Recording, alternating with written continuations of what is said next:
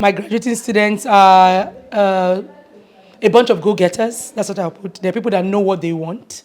They're people that are very driven. They wanted to be doctors, so they worked at it. So they didn't take anything for granted. I don't see any of them as being people that were pushed into medicine. They really wanted to be doctors, and so they applied themselves. They wanted to learn, so they are there in the wards, in the clinics, in the theaters, trying to gain and gather knowledge to be good doctors in future. And I think that they are going to be exceptional doctors in future. We are sending forth the best set of medical doctors, pioneer medical doctors. I'm very proud of them. They are quite good. We are satisfied with their level of training, and we are happy that they were able to get that kind of training that they got. This first set is top-notch. They are very good, very, very good.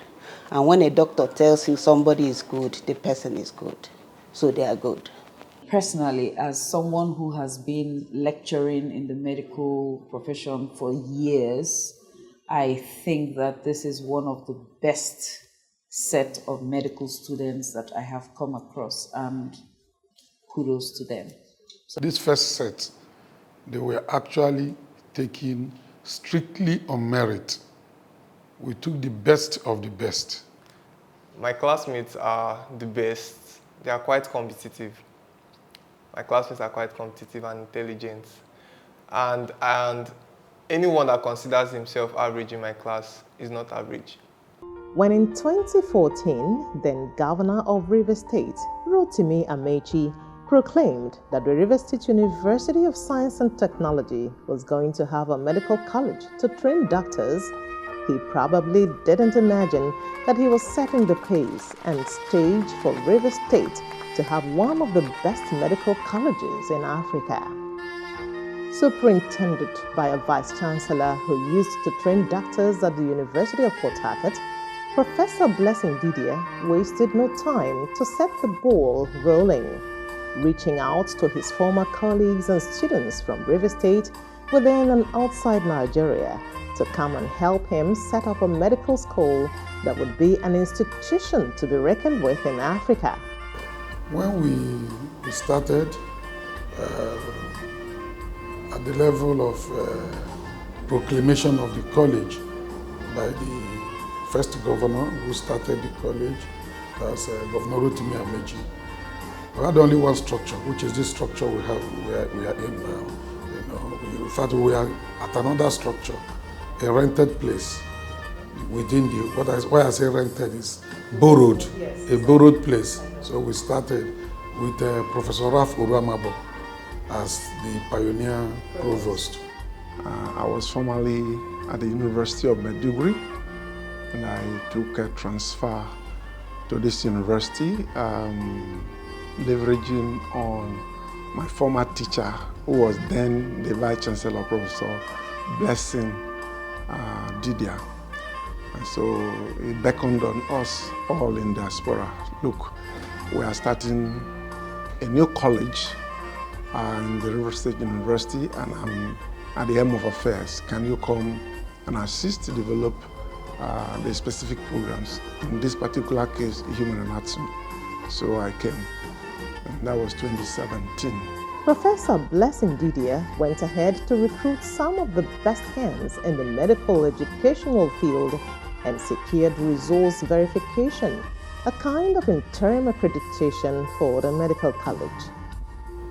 When Professor Okobule came in as Vice Chancellor, he Incidentally, we came in about the same time. That was also when I came in as the provost. We had only achieved what is called resource verification under Professor Ruamabo. Resource verification means, well, you can start the medical college. We are watching. The Rivers State government showed unusual commitment and political will to have the medical college accredited. So, without further ado, it constructed the college building on the main campus and upgraded the Braithwaite Memorial Specialist Hospital to a teaching hospital status. Meanwhile, the botched Clinotech project facilities at the Hospital Road in Port Harcourt were also being revived and converted to fully air-conditioned hostels, classrooms, and offices with an uninterruptible power supply system. It was therefore not surprising to see the accreditation team not only accredit the Rivers State University Medical College, but double its training quota. Under Professor Komule, we started the now accreditation process. Had the first accreditation process. By the time they came, they saw this building was already on the ground. They saw that the government had started the building, at the old Port Harcourt.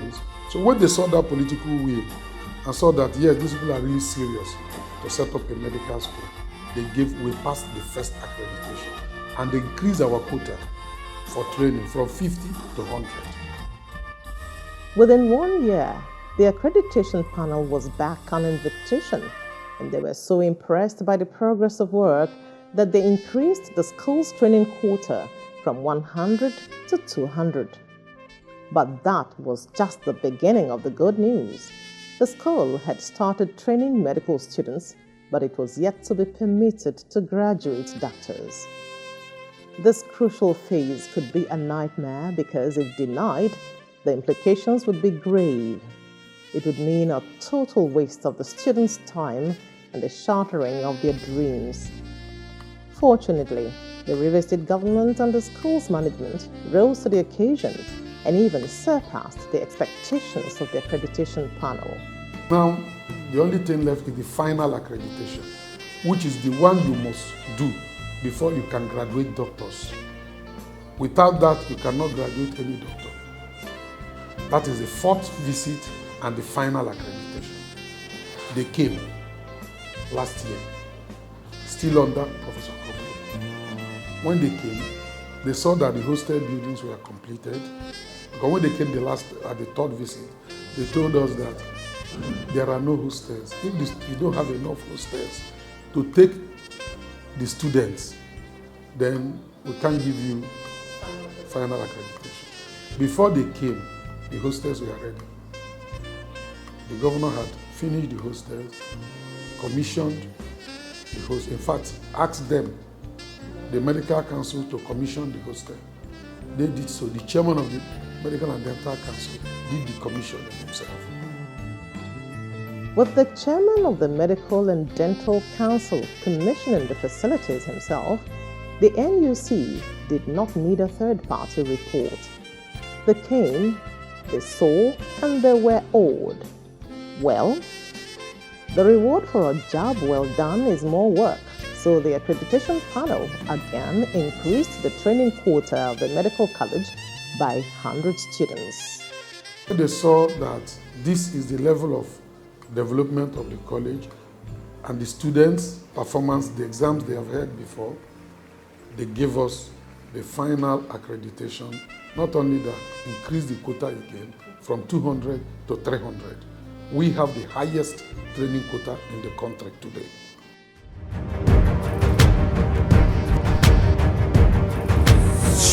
Just yesterday, still under Professor Kobule's regime, we have graduated the first set of medical doctors.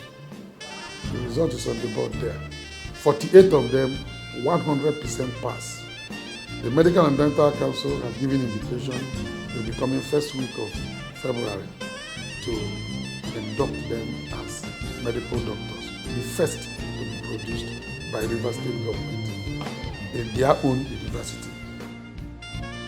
As of 2018, when River State University admitted its first set of medical students, it wasn't listed by the Joint Admissions and Matriculation Board as one of the schools admitting medical students. So, how did it get the pioneer students, and what was the selection process like? So when eventually we had that accreditation, we have had students from year 1, year 2, up to year 3 in the basic medical sciences. So from the year 1 and 2, that time, we were able to sieve the best of them, those who had 4.5 CGPA. They are usually put on the provost list. So all the students who were on provost list, that's 4.5 and above, we took all of them. That is what made up that list of 50. That 50 later dropped to 48 because 2 of them dropped along the line. You know, these Fanaye people that got to 48, they were originally about 300 to, I think, 400 students. It was pruned down to that number. So that pruning process is like the burning furnace of that purified gold. You know, gold is usually purified 7 times. So for these students, having passed through that purification process of 7 times in the furnace, they became exceptional brilliants. Just like every gold that has been tested with fire. So we are not surprised. And right from the selection process, because I'm sure there were over 200 that came in, and eventually we had this number emerging as the first set of graduates. That will give you an idea of what they've been through.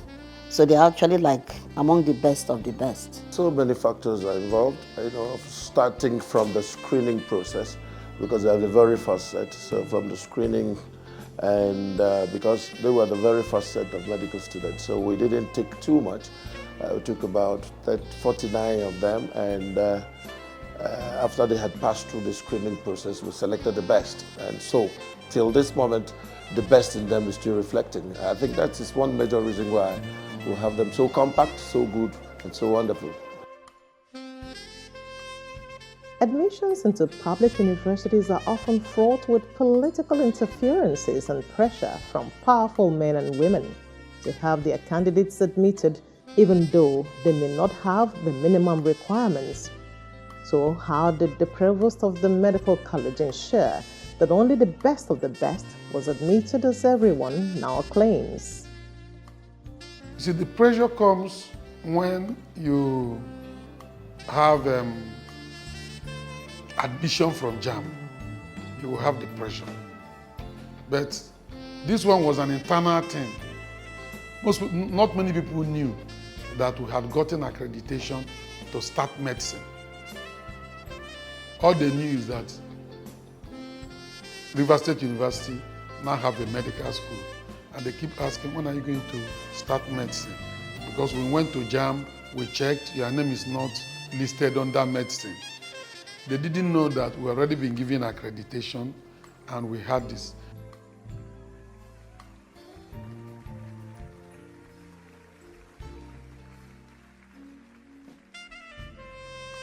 Many are called, few are chosen, so says the Bible.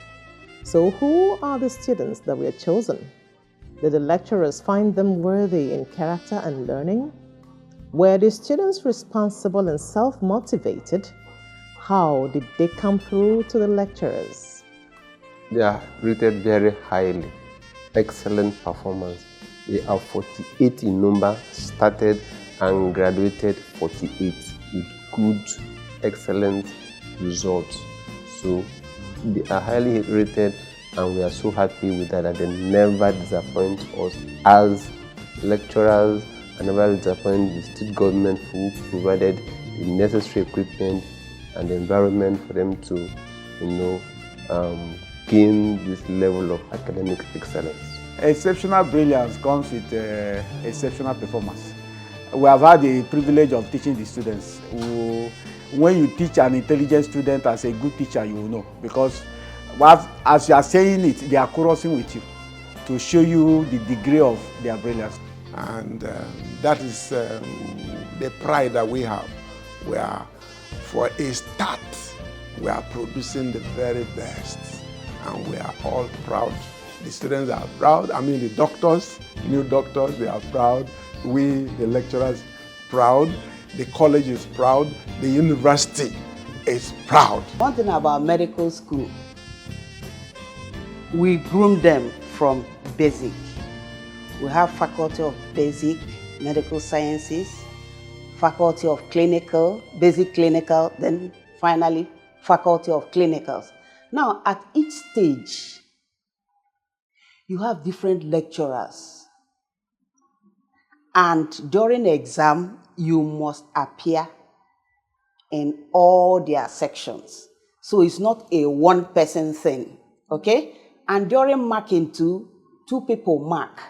If I mark, I'll give you to mark, and we will take the average, okay? So it's not a one-man thing. So they must have gone through all the lecturers, and they've been tested, and they've been proved to be good. Wow, I almost got teary hearing all those testimonials from the esteemed lecturers. Isn't it a huge responsibility to have your lecturers think so highly of you? So, what do the students think of themselves? There are times where you have to read and you're reading and it's not going. But we were able to scale through, and I feel every moment, every memory is important to remember. There are so many good memories. There's a lot to say about this college. I can't pick one. But then, in this college, my class, we've had 100% pass consecutively twice. And I think that's the most memorable thing for us. It's something that everyone feels is impossible, but then we did it twice, and that's what I can forget. What was really responsible for the excellent performance of the G48? Was it the ambience of the training facilities, the commitment and teaching methodology of the lecturers, the determination of the students, or the fact that most of them were on state scholarship, so they didn't have to worry about tuitions and whatnot? What was it? All of us, the teachers and the students who are willing to learn and absorbed all the hula baloos. You know, medical training is not an easy one. And they absorbed all the shocks and came out very refined. It's like, I would say River State University, as well as River State University Teaching Hospital, their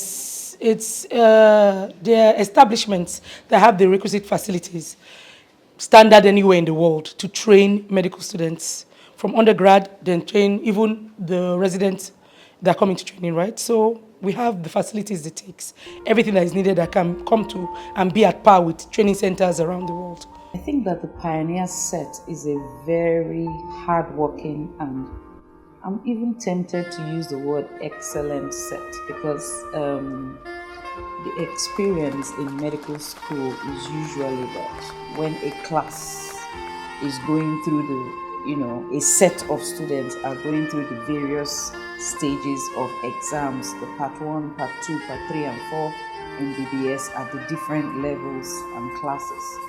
Several students tend to fall by the wayside by not passing the exam, and they may have to repeat. But the G48, as we call them, they have been together, they've been able to pass their exams together because they are a very good set of students. I think it's the kind of exposure we give our students in terms of the learning environment we provide for them, the curriculum we are currently running on, and the quality of staff that we have. Having invested so much time and energy in these doctors, what do these lecturers expect from them? I will expect them to provide care with empathy. It is very, very important that they do so, and wherever they are, they should not forget ROSU and the College of Medical Sciences. They should try and give back to us. And so this is the very first set of doctors that will be released from this university, from this college, and we don't want a situation where this first crop of doctors will be practicing anywhere in the world and somebody says, where did you come from? Or rather, it should be, where did you come from? They should actually practice what they've learnt. Okay? They should practice exactly what we taught them, all the good things we taught them, they should practice it. And sky is their limit. So my new doctors, I see them as, like I said, neurosurgeons in future. I have 1 or 2 or 3 of them that have expressed interest in neurosurgery who I plan to mentor. I see them as specialists in whatever field that they choose to be in. Those that choose to go ahead and become, and go into residency training and become specialists. I see them excelling in anything they choose to do, be it academia, be it clinicals. So they are people that, like I said, very driven boys and girls that I know are going to do very well in future. So for this set of students, I think we have great expectations that they are going to represent the university well globally. And I think they can stand the test of time. These are indeed great expectations, and they could be weighty for the young doctors. However, they also have their dreams. Are their dreams in sync with the expectations of their seniors? Well, there are a lot of things I look forward to, one of which is getting to do what I want to do. That is getting to help patients, getting to save lives, and getting to choose the particular profession, like area of specialty that I really want to.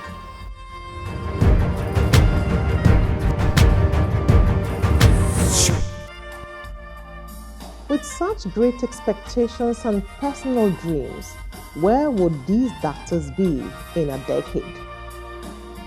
I would like them to start the residency program. And the next 10 years, they should be consultants. And we'll be coming to them. And as we are entering, we'll be proud that we are going in to see our products. So that is our joy and wish. Most of them, have passion in treating patients. So with that, some of them will be in Nigeria to aid the system, and some may also wish to travel out of the country, to gain more greener pastures. And I will believe in future, having gained that, they will also come back to aid the system and further empower the Nigerian health and strengthen the Nigerian health system, so that for the benefit of those who will need their services. As Africans, we cherish the blessings of our elders, more so if those elders are our teachers. So what do the lecturers wish the G48? We wish them God's wisdom, understanding. They should be mindful of the environment where they came from.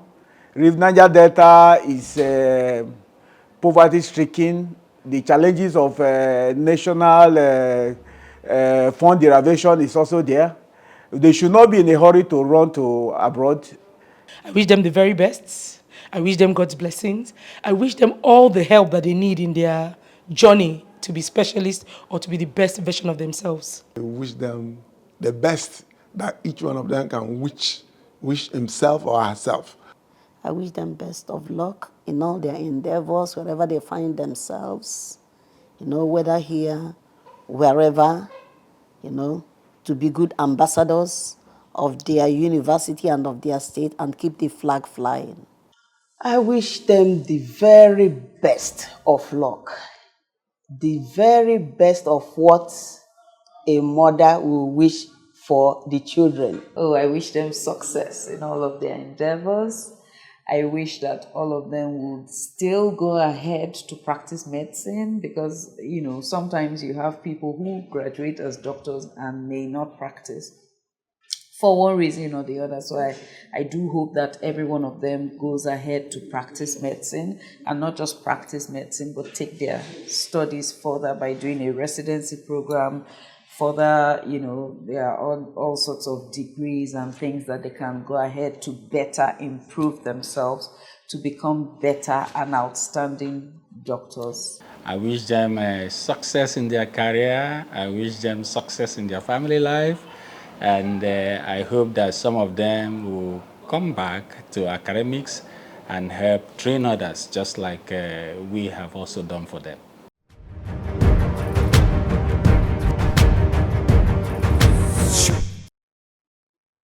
70% of the pioneer medical students, the G48, are from River State, and they all enjoyed a fully paid scholarship with no strings attached from the River State government. But then, the saying goes that to whom much is given, much is expected. So, in what ways could these brilliant doctors give back to the people and government of River State that have invested so much in their medical training? The immediate past governor was the one who pronounced the scholarship. But the actual release of the fund from year one, because you have to calculate the school fees and all the fees from year one up to final year, since it was a full scholarship. So it came up to a very big amount of money, hundreds of millions. It was this governor, the present governor, that actually released the money. By staying back to give back to the state that has done so much for them, it's one of the ways that they can pay back. And then by serving God and serving humanity in whatever they are doing is the best way to pay back. People are leaving because there are incentives out there. So the UK wants our young doctors, Saudi wants the older doctors that have skills. So there should be some form of incentives for this pioneer set of River State University medical doctors. There should be some incentives for them so that they know that they can stay back and build this country, build the healthcare system. And at the end of the day, it's going to benefit all of us. They should at least serve the state, because the River State government has put in so much to train these students. I think they were even on scholarship. So it will be a bad example for them to not serve the River State government and run to abroad. It means that the entire funds and resources that the River State government has spent on them is a waste. And that will discourage the government from engaging in such a scholarship in the future. So it is not going to be a good example. We don't encourage them to jackpot as people. It is a bandwagon now. So that is my own hope and prayer for them. Because if they do that, they are going to, according to the layman parlance, spoil market for others.